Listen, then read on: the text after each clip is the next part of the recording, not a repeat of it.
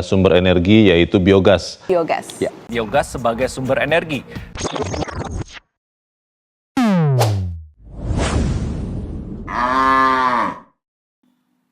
Tuh. Muncul lagi. Mati. Nah.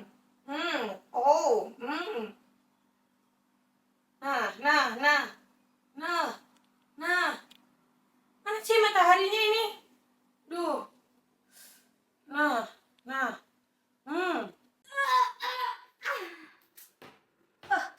Kalau lagi, mana lapar banget lagi. Apa ya? Masak mie instan aja deh.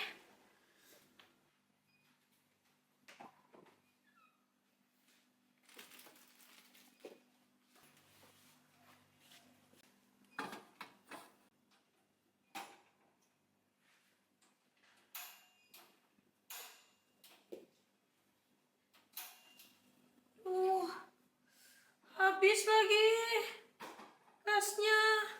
Ntar deh telepon Mang gas dulu.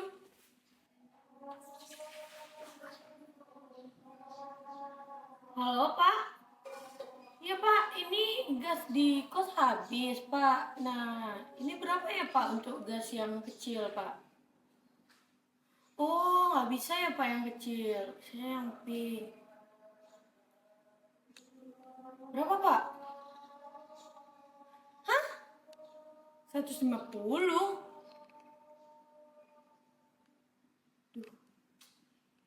Ya nanti saya kabari lagi ya Pak.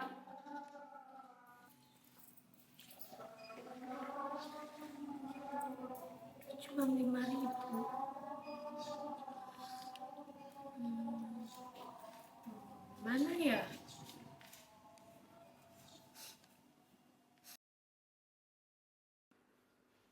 Alternatif gas.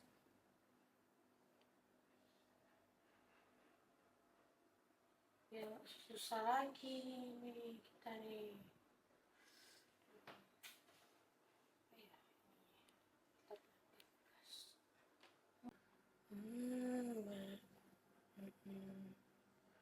Ini biogas dari sampah organik, kotoran ternak. Wow, coba cari ya, ada nggak ya biogas di ini? Biogas Jogja.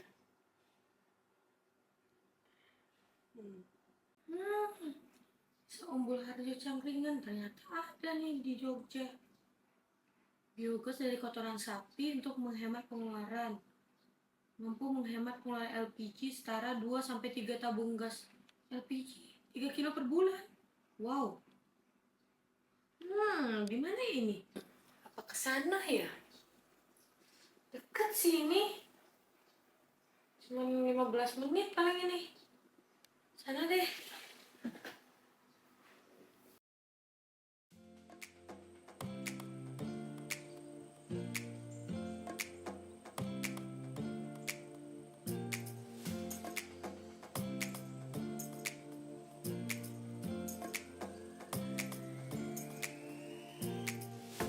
Dalam melihat transisi energi melalui penggunaan biogas, kami ditemani oleh Pak Mariono untuk melihat langsung praktik penggunaan biogas di Desa Umbulharjo, Cangkringan, yang sebagian warganya masih memanfaatkan kotoran sapi sebagai energi biogas. Dalam konteks transisi energi dari gas LPG ke biogas, sejumlah masalah sosial ekonomi muncul di tengah masyarakat. Ketergantungan masyarakat pada gas LPG menciptakan kerentanan terhadap fluktuasi harga dan ketersediaan gas, yang seringkali menjadi beban finansial terutama bagi keluarga berpenghasilan rendah. Selain itu, terbatasnya akses informasi tentang alternatif energi yang lebih berkelanjutan seperti biogas memperburuk kesenjangan pengetahuan dan akses antara daerah perkotaan dan pedesaan. Masyarakat yang tinggal di daerah pedesaan meskipun sering memiliki sumber daya untuk memproduksi biogas, terkadang menghadapi kendala seperti keterbatasan teknologi dan dukungan infrastruktur yang memadai. Isu ini melibatkan berbagai aktor sosial ekonomi, termasuk masyarakat pengguna gas LPG, pemerintah sebagai pembuat kebijakan energi, dan perusahaan distribusi energi. Pemerintah memiliki peran penting dalam mendukung ketersediaan alternatif energi yang berkelanjutan, sementara perusahaan distribusi energi bertanggung jawab dalam mengendalikan pasokan dan harga gas LPG. Selain itu, lembaga pendidikan atau LSM juga terlibat dengan memberikan pelatihan dan sosialisasi mengenai penggunaan biogas sebagai solusi energi alternatif.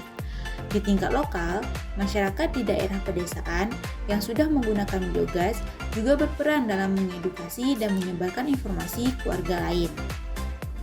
Proses pembuatan biogas dari kotoran sapi terdiri dari beberapa langkah. Pertama, kotoran sapi dikumpulkan dan dicampur dengan air. Kedua, campuran kotoran sapi dimasukkan ke dalam digester tertutup tanpa oksigen, di mana mikroorganisme mengurai bahan organik menjadi biogas, terutama metana. Ketiga, biogas yang terbentuk disalurkan melalui pipa untuk digunakan sebagai energi, misalnya untuk kompor atau generator. Selain itu, sisa dari proses digester bisa digunakan sebagai pupuk organik. Pengembangan biogas sebagai energi alternatif memiliki sejumlah keuntungan. Di antaranya adalah mengurangi ketergantungan pada sumber energi fosil yang lebih mahal dan beresiko bagi lingkungan. Biogas juga dapat memanfaatkan limbah organik yang memberikan nilai ekonomi baru bagi petani atau masyarakat pedesaan. Namun, transisi ini tidak tanpa hambatan. Kerugian dari perkembangan biogas termasuk investasi awal yang tinggi untuk instalasi biogas dan waktu yang diperlukan untuk mempelajari sistem ini. Selain itu, kurangnya dukungan teknis dan infrastruktur di beberapa wilayah membuat biogas sulit diterapkan secara merata. Transisi energi ini juga membawa dinamika konfliktif dalam masyarakat. Bagi sebagian orang, perubahan ke biogas mungkin dipandang sebagai langkah mundur atau merepotkan karena membutuhkan investasi awal dan penyesuaian teknis. Sementara itu, bagi kalangan tertentu, terutama kelompok yang lebih sadar lingkungan, biogas dianggap sebagai solusi yang positif. Konflik dapat muncul ketika terdapat perbedaan akses dan kesediaan untuk beralih ke biogas, serta persepsi yang beragam mengenai efektivitas dari solusi ini.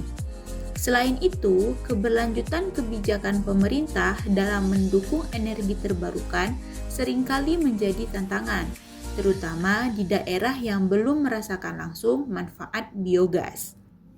Kedepan, transisi energi ini memiliki potensi untuk berkembang lebih luas jika didukung oleh kebijakan pemerintah yang konsisten, dukungan infrastruktur, serta program edukasi yang komprehensif. Meningkatnya kesadaran masyarakat akan dampak lingkungan dari penggunaan energi fosil diharapkan akan mempercepat penerimaan biogas.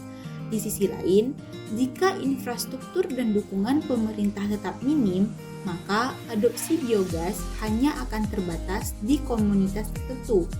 Dalam skenario yang positif, penggunaan biogas dapat menjadi fondasi bagi ekonomi lokal yang lebih berkelanjutan, di mana masyarakat dapat lebih mandiri dalam memenuhi kebutuhan energi mereka.